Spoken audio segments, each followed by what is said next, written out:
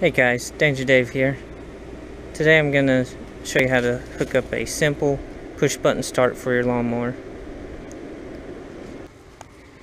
What you're going to need is a momentary switch, not a toggle switch, but a momentary switch. You're going to need two wires coming off the momentary switch. One goes to the solenoid and one goes to the power or the battery.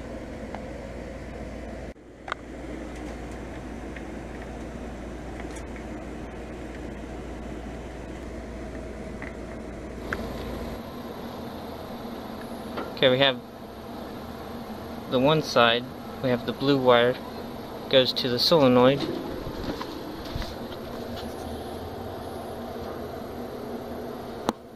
Right there. Hooks to the solenoid, the switch part of the solenoid. Then the white wire, I have it running to the battery.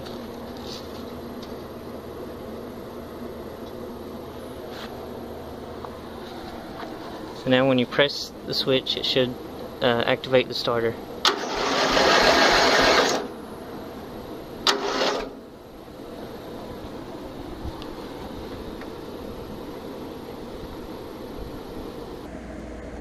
I'm using the key as the kill switch and for the lights.